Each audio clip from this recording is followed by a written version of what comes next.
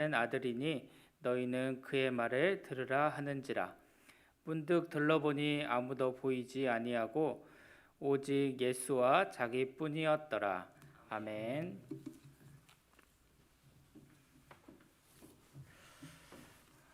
오늘 예배 자리에 여러분 잘 나오셨습니다. 교회 소식 먼저 전하겠습니다. 새가족 모임을 이번 주부터 우리 시작을 합니다. 12시부터 약 30분 동안 우리 새가족 모임을 가지려고 합니다. 우리 향동교회 등록하시고 새가족 모임을 갖지 않으셨던 모든 분들이 대상이 됩니다. 그래서 12시부터 12시 30분입니다. 참여하실 수 있는 모든 분들이 참여하셔서 특별한 어떤 이렇게 시간을 갖는 건 아니고 교회를 소개하고 여러분들이 교회 안에서 잘 정착하고 또 신앙생활 하는데 도움을 드리려고 새가족 모임을 합니다. 이 모임 가운데 은혜 가운데 참여하실 수 있기를 바랍니다. 2022년 성경 통독을 시작하고 우리 많은 성도들이 함께 읽고 있습니다. 우리가 많이 읽기를 원하는데 읽는 가운데 하나님께서 여러분들 각자에게 큰 은혜 주실 줄로 믿습니다. 지금 여러분 열심히 읽으셨으면 3번을 목표로 읽으시는 분들은 지금 출애굽기 한 20장 이상 정도를 읽으셨을 것이고, 또 한 번을 목표로 읽으시는 분들은 창세기 한 27장 지나서 이제 읽고 계시는 것으로 알고 있습니다. 여러분들 함께 힘내서 말씀 가운데 나아가시기를 바랍니다. 그리고 2022년 여러분 우리가 송부영신 예배를 드리면서 기도 제목 이렇게 적어주시는 분들 계셔요. 근데 이 기도 제목은 여러분들이 적어주시면 제가 1년 동안 이 기도 제목 가지고 여러분들과 함께 기도를 합니다. 제가 기도하면 더 하나님이 잘 들어주시고 이건 아니고, 여러분 공동체가 특별히 교회가 여러분들을 위해서 함께 기도합니다. 그래서 함께 기도하는 우리가 의미에서 여러분 기도 제목들 특별히 드러내고 싶지 않은 부분들은 드러내지 않으셔도 되고, 또 이 기도 제목을 다른 사람하고 공유하는 건 아니고 제가 새벽마다 우리 성도들을 위하여서 여러분들에게 드릴 것도 없고 제가 새벽마다 여러분들을 위해서 기도하겠습니다. 기도의 제목들 꼭 적어서 저에게 주시면 감사하겠습니다. 교회 건축을 위해서 계속해서 기도해 주셔서 감사합니다. 건축이 되어져가는 모든 상황들이 제 욕심대로는 안 되는 것 같아서 때로는 이렇게 건축 회사에 또 전화도 하고 또 이렇게 이야기도 하고 하는데 잘 진행되어져 가고 있습니다. 은혜 가운데 진행되어져 가고 있고, 지금 다음 주부터는 지붕이 이제 올라가는 공사가 진행이 됩니다. 그래서 이 모든 일들 가운데 여러분 기도로 함께 해주시면 감사하겠습니다. 연말정산 여러분 필요하신 분들 계시는 줄로 압니다. 기부금 영수증에 대한 부분들, 그래서 연말정산 신청서 저한테 제출을 해주시면 성함과 주민번호와 주소를 정확하게 여러분 변동사항 없이 변동사항을 잘 적어서 이렇게 저한테 제출을 해주시면 제가 준비를 해서 여러분 드리도록 하겠습니다. 그리고 지난주에 우리 소개를 했는데 우리 이승익 김인정 집사님 가정 저희 교회 등록을 하셨고요.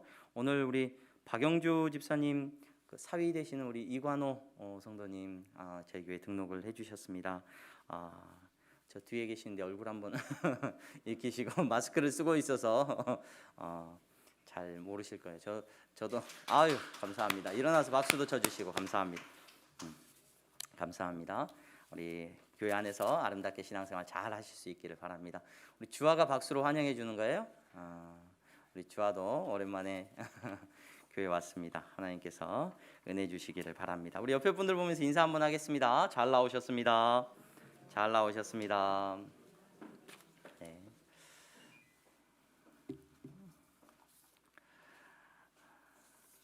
오늘 마가복음 계속해서 우리가 살펴보고 있는 말씀을 통하여서 은혜를 나누고자 합니다. 한 방송사에서 초등학생들 이렇게 초등학생 2명을 인터뷰를 했던 영상이 한 2, 3년 전인가요? 굉장히 인기가 많이 있었습니다. 어떤 영상이었냐면 초등학생한테 물어봤어요. 이런저런 이야기를 물어보는데 너가 생각하기에 잔소리하고 충고하고 차이점이 뭐가 있는 것 같아? 그래서 잔소리하고 충고하고 차이점이 뭐가 있는 것 같아? 물어보니까 잔소리는요 들으면요 짜증나요. 공감이 돼요. 잔소리는 들으면 짜증이 난대요. 충고는 다 기대를 하고 있었어요. 충고는요 더 짜증나요. 초등학생이 잔소리는 짜증이 나고 좋은 말을 해주는 충고는, 뭔가 의미 있는 충고는 더 짜증난대요. 요즘 초등학생들의 생각이 어떤지에 대해서 이제 방송사에서 인터뷰를 했던 내용이 굉장히 재미있게 회자되면서 많은 사람들이 이야기를 하는 것을 볼 수 있었습니다. 오늘 이 예배 자리에 나오신 여러분, 목사가 설교하는 이 시간이 바라기는 여러분들에게 잔소리가 되지 않기를 바라고 충고하는 시간도 아니기를 간절히 소망합니다. 여러분, 제가 말씀을 읽고 여러분들과 나누고자 하는 이 말씀이 생명의 말씀이기를 소망하고, 이 말씀 안에서 저와 여러분들이 은혜를 받고 위로를 얻는 귀한 시간이 되기를 간절히 소망합니다.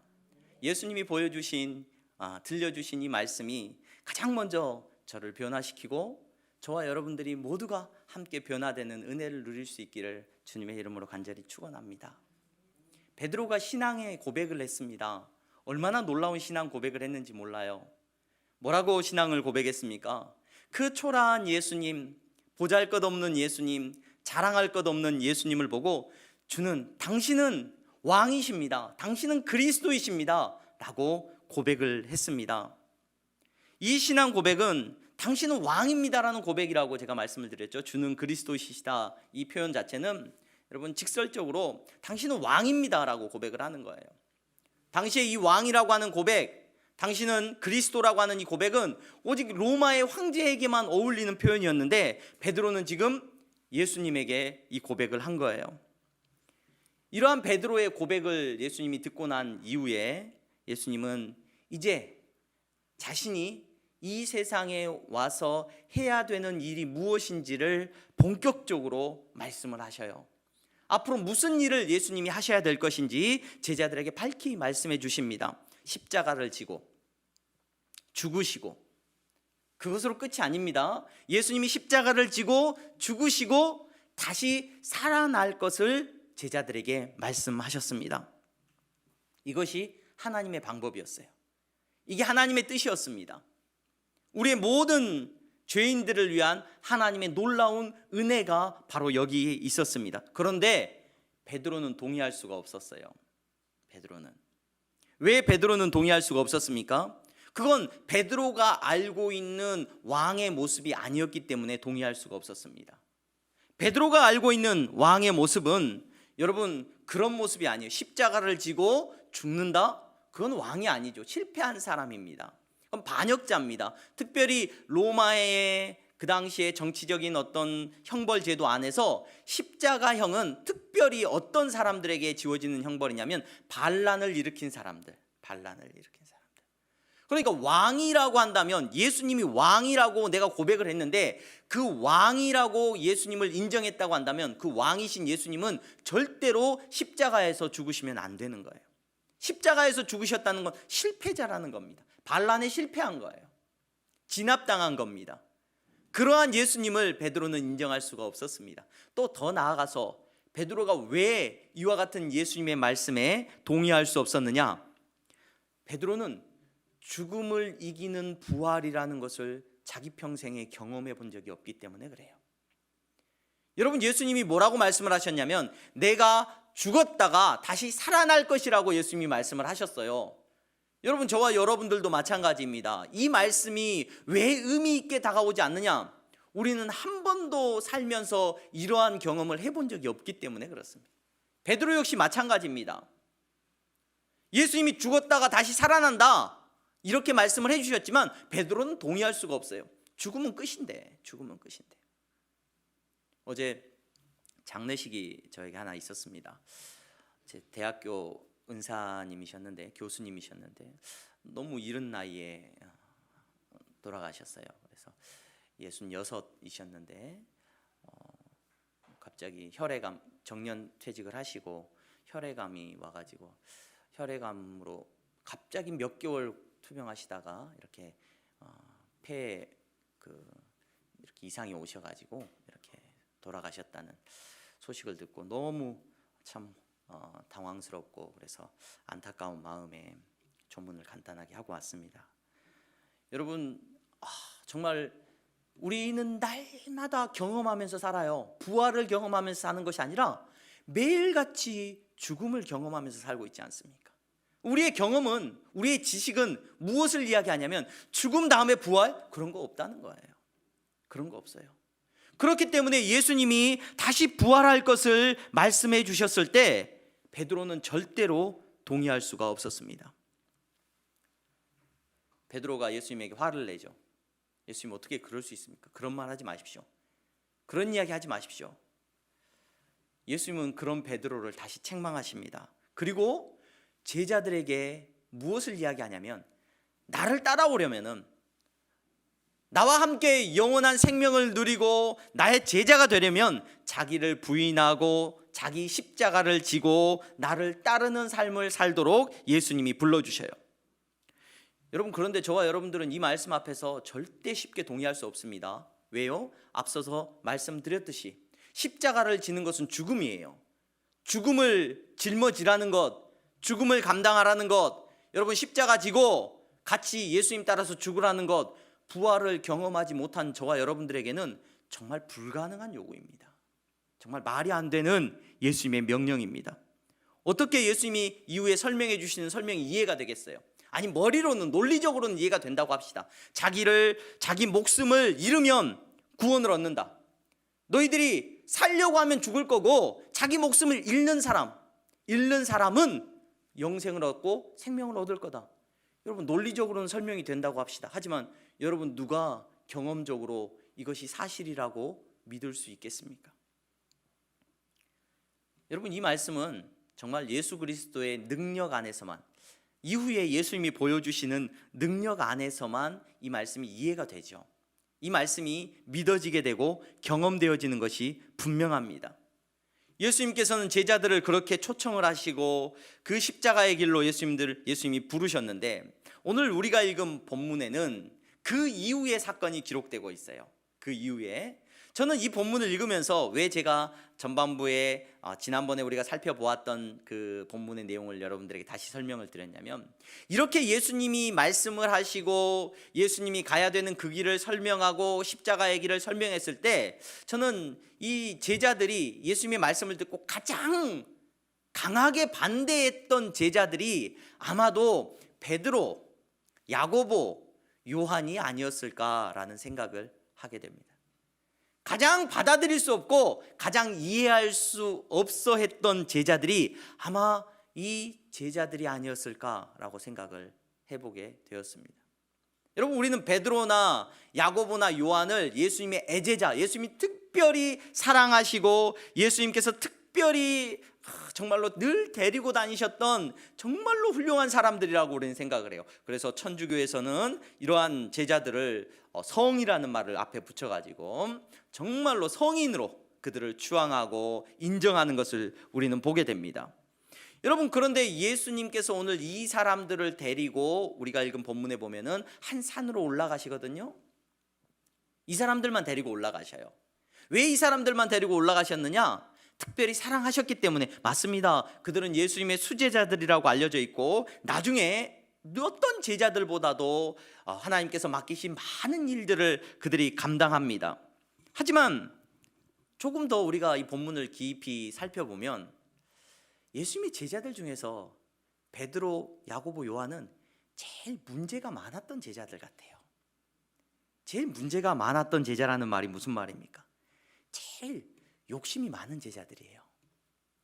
제일 인간적인 욕망이 가득 차 있는 제자들이 바로 베드로, 야고보, 요한. 안드레는 빠져 있어요. 베드로와 안드레는 빠져 있는데 이 세 명이 굉장히 성경에 자주 등장을 해요. 그리고 예수님이 오늘 우리가 읽은 본문에 보면은 그냥 이들을 데리고 산으로 올라가셨다. 왜 올라가셨는지에 대해서 이야기가 안 나와 있는데, 누가복음에 이 본문이 똑같이 기록됐는데 누가복음에서는 예수님이 기도하러 올라가셔요. 기도하러 이들을 데리고 올라가셨습니다. 그런데 왜 이 사람들만 데리고 가셨을까? 예수님 편애하시는 거 아닌가? 라는 생각을 할 수도 있겠지만 제가 볼 때는 제일 문제가 많은 제자들이었어요. 여러분, 성경 속의 베드로의 모습을 한번 보시기 바랍니다. 예수님 옆에서 다른 제자들 앞에서나 다른 사람들 앞에서 다 자기가 수제자예요. 자랑할 것이 많아요. 목소리가 커요. 와, 예수님 앞에서 나름 인정받는 것 같아요. 여러분, 야고보와 요한도요, 예수님이 나중에 보면 예수님의 사랑받는 제자, 본인을 사랑받는 제자라고 하고, 또 그의 어머니가 와가지고 우리 두 아들을 나중에 예수님께서는 이 정권을 딱 이렇게 얻게 되면은 양 옆에 설 사람들로 꼭 약속해 주세요. 이렇게 어머니가 약속을 받아내기도 해요. 또 사실 예수님께서 가장 먼저 불렀던 제자들 중에 한 사람들이 바로 이 베드로, 야고보, 요한이었어요.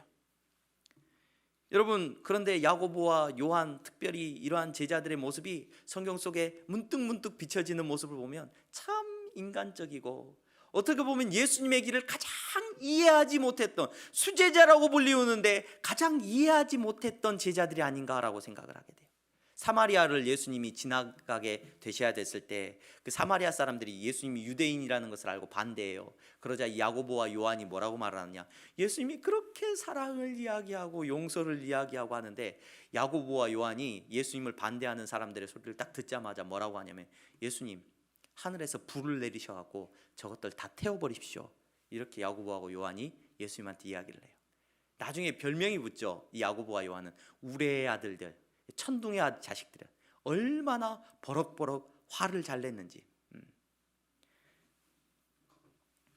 그래서 이들은 어쩌면 예수님께서 초대하고 있는 십자가의 길, 나하고 같이 죽자라고 초청하고 있는 그 십자가의 길, 내가 죽어야 된다라고 말씀하셨던 그 이야기를 듣고 가장 크게 반대했던 사람들이 아니었을까. 절대로 동의할 수 없었던 사람들이 바로 베드로, 야고보, 요한이었을 것이라는 생각이 오늘 저는 이 말씀을 읽으면서 생각이 들었습니다. 여러분, 손이 가장 많이 가는 제자들이었어요. 이 제자들은 가장 많이 죽어야 되는 제자들입니다.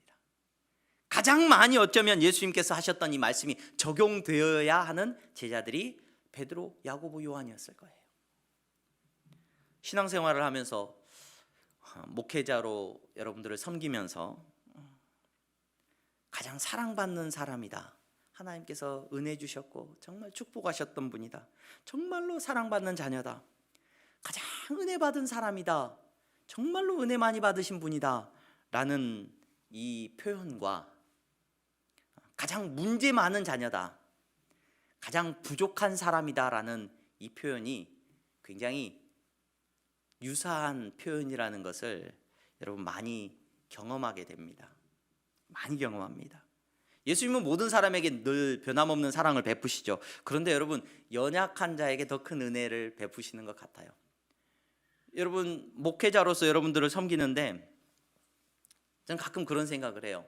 성도님들을 만나고 한 분 한 분을 만나면서, 야, 가장 믿음 없는 사람이 목사구나, 가장 연약한 자가 목사구나, 이런 생각을 하게 됩니다. 성도님들을 만나보면 어떤 사람이 가장 믿음이 좋나? 어린아이들이 가장 믿음이 좋고요. 어린아이들이 정말 부족해 보이는 성도가 가장 하나님 앞에서 신실하게 신앙생활하고 있는 걸 보게 돼요. 여러분, 직분을 가지고 있고 뭔가 다른 사람 앞에 자랑할 것이 많고 뭔가 믿음 좋은 것처럼 보여지는 사람이 있습니까? 교회 안에서 여러분, 뭔가 다른 사람 앞에 정말로 은혜 받은 사람처럼 보여질 때가 있습니까? 여러분, 가만히 돌이켜보면, 가만히 다시 생각해보면 가장 문제 많은 사람이에요. 가장 은혜가 필요한 사람이에요. 은혜 아니면 살아갈 수 없는 사람이에요. 그래서 우리는 직분을 받을 때도 날마다 두렵고 떨림으로 직분을 받아야 될 뿐만 아니라, 여러분, 교회 안에서 자랑할 것이 있을 때마다, 내 이름이 드러날 때마다 참 내가 문제하구나, 내가 참 부족한 사람이구나, 참 은혜 아니면 내가 하나님 앞에 설 수 없어서 하나님이 또 이렇게 은혜를 주셨구나 생각할 수 있는 지혜가 있기를 주님의 이름으로 축원합니다. 여러분, 이 은혜를 잊어버리면 예수님의 제자, 와, 수제자, 야, 예수님의 제자 1등 베드로, 2등 야고보, 3등 요한, 여러분 착각입니다. 가장 손이 많이 가, 가장 자기 부인이 안 되는 제자, 절대로 예수님의 길을 따라갈 수 없다라고 끝까지 버텼던 사람들이 바로 이 사람들. 인간적인 열심으로 제가 예수님 옆에 끝까지 붙어 있을게요, 하지만 결정적인 이 순간에 예수님 욕하면서 도망갔던 베드로를 여러분 생각해 보시기 바랍니다. 여러분, 요한은요, 예수님 사랑했던 요한이라는 그 제자는 요한복음에 보면은 알몸으로 도망갔다 그래. 예수님 잡으러 오니까 옷 잡으니까 옷 다 벗어버리고 다 벗고 도망가는 모습이 요한의 모습이에요. 여러분, 저와 여러분들 이 자리에 나와서 예배드립니다. 코로나의 상황 속에서도 우리가 예배드릴 수 있다니 대단하다, 엄청난 믿음이다. 우리 항동교회 하나님께서 큰 은혜를 주셨구나. 정말로 우리 항동교회는 믿음이 좋구나. 여러분, 돌이켜 생각해 보면 우리는 은혜 아니면 살 수 없는 자들임을 기억하시기를 바랍니다. 어쩌면 다른 사람들은 예배 안 드리고도 그들의 믿음을 지킬 수 있는지 몰라요. 하지만 저와 여러분들은 함께 모여서 예배 드림으로 하나님 앞에 우리의 모습을 살필 수 있고, 몸부림치면서 하나님이 은혜 주시지 않으면 살아갈 수 없는 죄인이라는 것을 여러분 반대로 늘 깨닫는 지혜가 있기를 바랍니다. 내가 많이 안다. 여러분, 많이 알게 하신 이유가 있어요. 그렇게 알도록 하지 않으시면, 그것도 모르면 하나님 앞에 순종하지 않기 때문에 깨닫게 하시고 알게 하신 겁니다. 많이 가지게 하셨습니까? 하나님께서 빼들면 교회 떠날 것 같은 거예요. 삶에 고난이 오면 신앙 잃어버릴 것 같은 거예요. 하나님이 그래서 주신 거예요. 여러분, 그래서 우리는 자랑할 것이 없습니다. 우리는 신앙생활하면서 다른 사람 앞에서 내 신앙의 연륜도 자랑할 것이 없고, 여러분, 저는 모태신앙으로 자랐어요. 그래서 모태신앙이니까 대단히 굉장히 은혜가 있는 것처럼 이야기하지만, 모태신앙 아니었으면 저는 구원받을 기미가 없었기 때문에 하나님께서 어쩔 수 없이 믿음의 가문에서 그냥 태어나게 하셔서 신앙을 주신 거라고 저는 믿어 의심치 않습니다. 여러분, 하나님께서 여러분들에게 주신 자랑할 믿음의 무언가가 있다고 한다면 하나님께서 얼마나 여러분들을 사랑하셨는지를 생각해 보시면 됩니다. 그래서 저와 여러분들은 은혜밖에 없어요. 저와 여러분들은 감사할 것밖에 없습니다. 교만할 수가 없습니다. 교만한 순간, 여러분 자랑하는 순간, 우리의 목이 곧아지는 순간, 여러분 기억하십시오. 넘어질 겁니다. 제자들이 우리는 끝까지 예수님의 수제자야 알몸으로 도망쳤고요, 예수님 욕하면서 돌아섰습니다. 저와 여러분들은 하나님께서 베푸시는 은혜 안에서 가장 부족한 자들임을 기억할 수 있기를 바랍니다. 이 베드로, 안드레, 야고보를 데리고 예수님이 산으로 가셨어요. 이 산이 어딜까? 신학적으로 그 지역을 연구하는 사람들이 아마 저 북쪽에 있는 높은, 이스라엘의 높은 저 북쪽에 있는 늘 만년설이 있는 헐몬산이라는 산이 있어요. 그 헐몬산이었을 것이다 라는 연구도 있고, 또 아래쪽에 그 갈릴리 호수 근처에, 갈릴리 호수에서 가까운 지역에 있는 변화산이라고 불리는 다볼산이라는 산이 있어요. 제가 이 다볼산에는 올라가 봤어요. 다볼산에 올라가 봤는데, 그 다볼산에는 지금은 수도원이 있습니다. 수도원이 있는데 그렇게 높은 산은 아니고 우리나라 동네 산 정도 되는 그냥 이렇게 솟아있는 산인데, 저는 그 산이 맞을 것 같아요. 예수님의 움직임이나 이런 그 분위기를 봤을 때는 아마 그 산이었을 것 같아요. 기도하기는 참 좋은 산입니다. 근데 그 산에 예수님께서 베드로, 안드레, 야고보를 데리고 가셨습니다. 근데 그곳에 가셔서 예수님의 목적이 뭐였을까? 예수님께서 도무지 변하지 않고 도무지 예수님의 말을 깨닫지 못하는 그 제자들을 데리고 가서 예수님은 살짝 보여주셔요. 뭘 보여주시냐? 기도하게 하시고, 기도하는 그 시간에 아마 예수님의 제자들은 기도를 안 하지 않았을까? 늘 예수님 제자들의 특징이 뭐냐? 예수님이 데리고 산으로 기도하러 가면 옆에서 뭐예요? 항상 가끔 표현되는 표현이 졸고 있어요. 항상. 예수님 제자들은 주로 자는 일을 많이 했습니다. 주로 졸아요. 예수님은 기도하러 데리고 가시는데 늘 옆에서 졸고 있는 게 제자들이에요. 근데 예수님이 분명히 데리고 가셨어요. 데리고 가셔가지고 그들에게 무엇을 드러내기를 원하시냐면, 십자가의 길, 죽음의 길을 예수님이 말을 하시니까 따라오지를 못한단 말이에요. 그들은 절대로 볼 수가 없었거든요. 그리스도의 부활과 능력을 알 수가 없었기 때문에 예수님이 그들에게 보여주기를 원하셨어요. 뭘 보여주기를 원했느냐? 예수 그리스도의 영광을 그들이 보기를 원합니다. 변화산에 데리고 가셨어요. 그리고 그곳에서 기도하고 아마 제자들은 비몽사몽 지금 졸고 있습니다. 그런데 예수님이 기도하시다가 예수님의 모습이 변하는 것을 그들이 보게 돼요. 어떻게 변했느냐? 첫 번째, 예수님의 모습이 변해요. 우리가 읽은 본문에 보니까 높은 산에 올라가셨더니 그들 앞에서 변형되사 그 옷이 광채가 나며 세상에서 빨래하는 자가 그렇게 희게 할 수 없을 만큼 매우 희어졌더라. 예수님의 모습이 변하는 것을 보게 돼요. 예수님의 모습은 여러분 오늘날처럼 빨래를 깨끗이 할 수 있는 세탁기가 있는 것도 아니고 세제가 있는 것도 아닙니다. 그 당시에는 옷 한 벌 입으면 옷을 빠는 일이 거의 없죠. 거의 그냥 한평생 입고 다니는 옷이에요. 넉마처럼 입고 다니는. 예수님이 화려한 옷을 입으셨을 법도 아니고. 근데 성경에 보면은 세상의 왕들은 화려한 옷을 입습니다. 색깔이 들어간 옷을 입습니다. 자주 색깔이 들어간 옷을 입고 화려한 보석으로 장식된 옷을 입습니다. 베드로가 생각하는 왕의 모습은 그런 왕의 모습이었어요. 예수님께서 그 영광을 잠깐 보여주십니다. 정말로 왕 되신 예수 그리스도의 영광을 보여주셔. 근데 그 영광은 빛이 나는 영광인 것을 오늘 우리가 읽은 본문에서 나타내고 있습니다. 예수님의 모습이 변해요. 옷이 빛이 납니다. 아니, 예수님의 얼굴이 빛이 납니다. 예수님의 모습 가운데서 세상의 왕과는 비교할 수 없는 영광이 드러나는 것을 제자들에게 보여주셨어요. 또 뭘 보여주셨느냐? 예수님께서 가지고 계시는 지위를 그들에게 보여주셨어요. 예수님이 누구와 이야기하는 모습이 지금 나타나냐면, 우리가 읽은 본문에 보니까 모세와 엘리야가 예수님과 함께 이야기하고 있어요. 모세는 이스라엘 백성들이 생각할 때 자기 민족의 구원자예요. 가장 리더십을 이야기한다고 하면은 최고의 리더십을 가진 사람은 모세예요. 모세. 자기 백성을 구원한 사람이에요. 홍해를 건너고 광야를 지났던 놀라운 능력을 보여줬던 사람이 모세예요. 그 모세와 율법의 수호자라고 일컬어지는 엘리야예요. 엘리야. 이스라엘 백성들이 다 범죄하고 다 죄짓고 있을 때 엘리야는 홀로 서서 세상과 싸웠습니다. 바알의 우상 숭배자들과 싸워서 이긴 사람이에요. 몇백 명의 사람들과 싸워서 이긴 사람이에요. 이 놀라운 사람들이 예수님과 함께 이야기를 하고 있는 거예요. 예수님의 지위를 보여준 겁니다.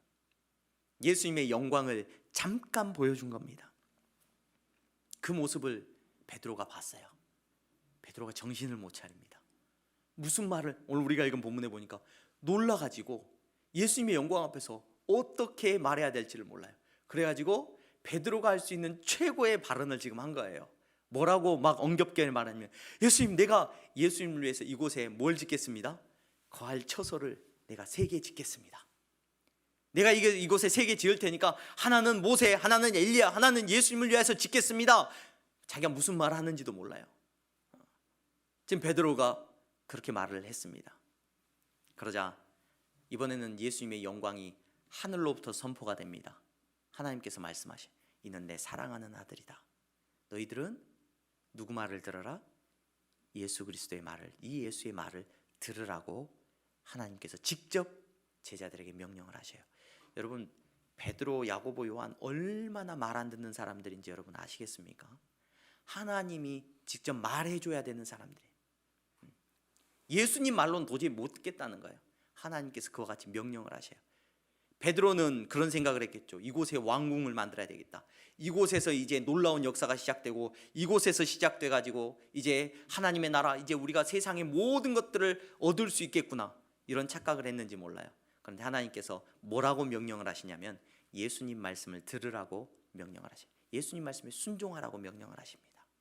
여러분, 오늘 예배 자리에 나오신 여러분, 예수님께서 저와 여러분들에게 분명히 말씀하셨습니다. 우리는 예수님을 따라가는 사람이어야 한다라고 예수님께서 말씀해 주셨어요. 이 말씀을 듣고 따를 수 있는 저와 여러분들이 되기를 주님의 이름으로 축원합니다. 가장 안 듣는 사람이 목사일 거예요. 그건 인정합니다. 가장 못 듣는 사람이 신앙의 연륜이 깊은 사람들이에요. 가장 듣지 않으려고 하는 사람들이 어려서부터 신앙생활을 한 사람들이에요. 늘 습관처럼 종교생활을 하려고 합니다. 그냥 내 욕심에 따라서 여러분 신앙생활 할 수 있다라고 생각을 합니다. 바라기는 저와 여러분들에게 그리스도의 영광이 보여지기를 주님의 이름으로 축원합니다. 세상의 영광이 아니라 예수님의 영광이 보여지기를 간절히 소망합니다. 그 예수님의 말씀 앞에서 이제 초막 새 찍고 제가 예수님과 함께 이곳에서 모든 영광을 누리겠습니다가 아니라 저와 여러분들에게 주어주신 하나님의 명령은 뭐냐? 그러므로 예수님의 말씀에 순종할 수 있는 은혜가 있기를 주님의 이름으로 축원합니다. 목사인 저부터가 말씀 앞에 순종하지 않으면 여러분 소망이 없는 것 같아요. 여러분 마찬가지입니다. 목사의 말에 순종하지 마시고 예수님 말에 순종하셔요. 예수님이 뭐라고 말씀하셨는지 제발 한 말씀이라도 여러분들이 예수님 말씀 때문에 여러분 의지가, 내 자존심이, 내 고집이 한 번이라도 꺾여 보셨기를 주님의 이름으로 축원합니다. 원수 앞에서, 여러분 나를 미워하는 사람 앞에서, 용서할 수 없는 사람 앞에서, 여러분 내가 손해봐야 되는 그 자리 앞에서, 여러분들이 말씀 앞에서 한 번이라도 사랑하라는 예수님의 말씀 앞에 반응하셨기를 주님의 이름으로 축원합니다.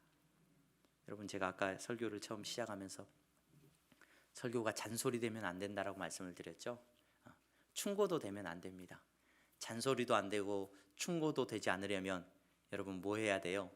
한 말씀이라도 여러분들의 마음속에서 그 말씀을 듣고 반응하는 놀라운 은혜가 있어야 충고가 아니고 잔소리가 아닌 하나님의 말씀이 저와 여러분들에게 능력으로 나타나게 될 줄로 믿습니다. 올 한 해 예수님 말씀 순종하면서 사세요. 그것밖에 없습니다. 우리 예수님 믿기가 얼마나 힘든 세상입니까? 여러분 예수님 말씀대로 살아가려고 몸부림치는 한 해가 될 수 있기를 주님의 이름으로 축원합니다. 기도하겠습니다. 하나님 감사합니다. 사랑하는 성도들, 예수님의 영광을 보게 하여 주시옵소서. 우리는 도무지 죽음 이후의 모든 것들을 알지 못합니다.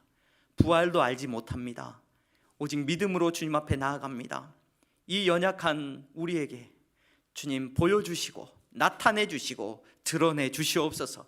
하늘의 영광을 보게 하시고 그 영광 안에서 날마다 순종하며 나아갈 수 있는 사랑하는 성도들이 되기를 주님의 이름으로 간절히 기도합니다. 한 해도 지켜주시고 이 부족한 목사로부터 우리 향동교회 귀한 성도들은 날마다 순종하는 종들이 될 수 있도록 주여 은혜 내려 주시옵소서. 예수 그리스도의 이름으로 기도하옵나이다. 아멘.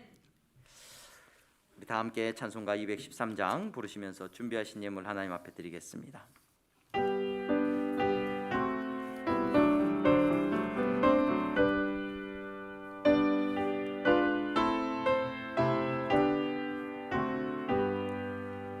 나의 생명 드리니 주여 받아 주셔서 세상 살아갈 동안 찬송하게 하소서.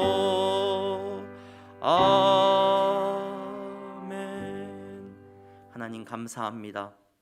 사랑하는 성도들이 주님 앞에 나와 예배하며 물질을 구별되이 드렸습니다.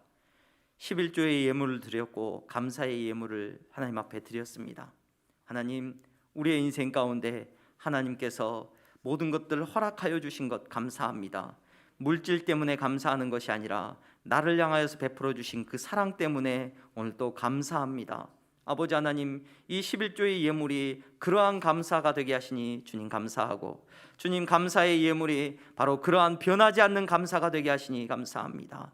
내가 넉넉할 때 나오는 감사가 아니라 아버지 하나님 삶의 형편이 어떠하든지 진실하게 감사하게 하시니 주님 감사합니다.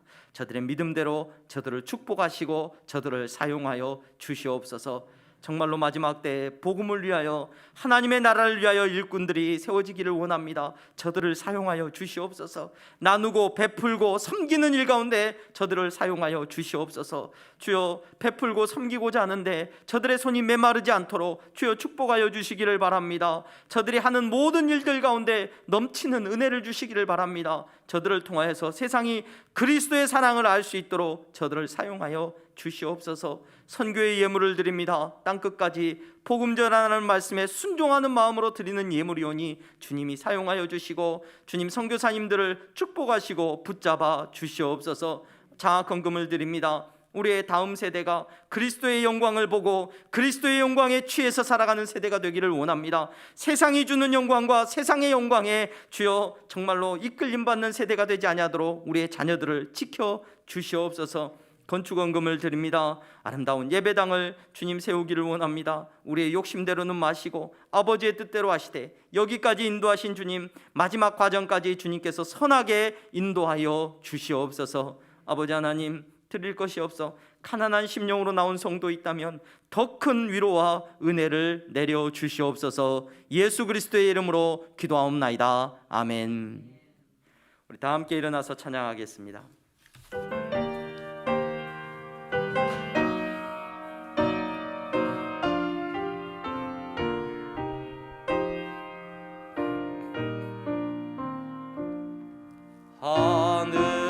하늘에 계신 아버지 이름 거룩하사 주님 나라 임하시고 뜻이 이루어지다. 일용할 양식 주시고 우리들의 큰 죄 다 용서하옵시고 또 시험에 들게 마시고 악에서 구원하소서. 대개 주의 나라 주의 권세 주의 영광 영원히 아멘.